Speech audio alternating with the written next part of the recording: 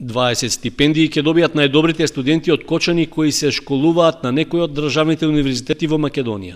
Локалната самоуправа 7 година поред го распиша конкурсот на кој можат да се пријават сите редовни студенти кои се жители на општината и кои ја завршиле првата студиска година.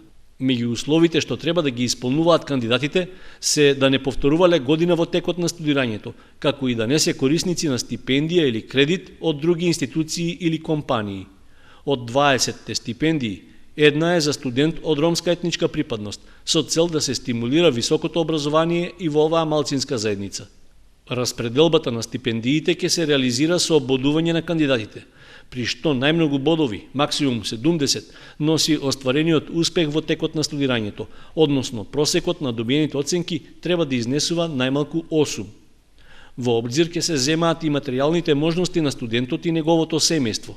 Тоа ќе се утврди врз основа на месечните примања по член од семејството во однос на просечната исплатена плата по вработен во Република Македонија во последните 3 месеци. Според овој услов, кандидатот може да добие најмногу 20 бода.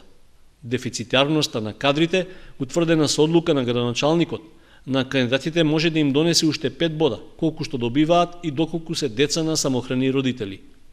Во огласот што го објави општината, нагласено е дека приоритет за добивање стипендија за студирање на високообразовните установи имаат децата кои се без родители или ако до полнолетството престојувале во домови за згрижување на деца во Република Македонија.